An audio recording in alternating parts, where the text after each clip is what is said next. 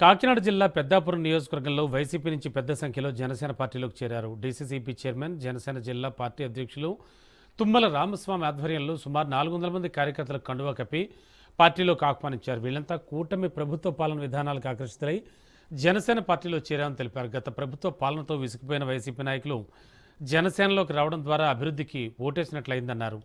జనసేన జిల్లా అధ్యక్షుడు తుమ్మల రామస్వామి జనసేన నాయకులతో కలిసి అభివృద్ధికి సహకరించాలని కోరారు.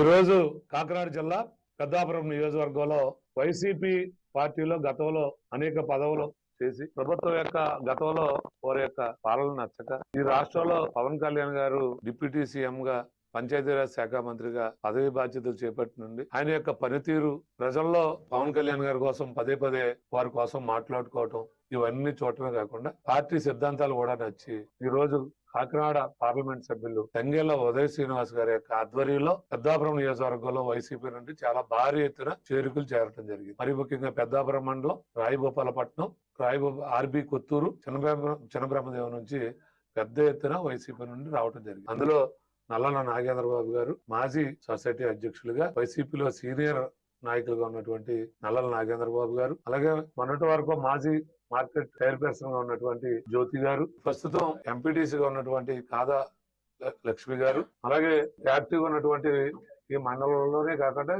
ఈ పెద్దాపురం నియోజకవర్గంలో బీసీ నాయకుడిగా పేరు తెచ్చుకున్నటువంటి శ్రీనివాస్ యాదవ్ గారు, మా కాకినాడ పార్లమెంట్ అధ్యక్షులు తంగెళ్ల ఉదయ్ శ్రీనివాస్ గారి చేతుల మీదుగా ఈ రోజు జనసేన పార్టీలో జాయిన్ అవడం జరిగింది.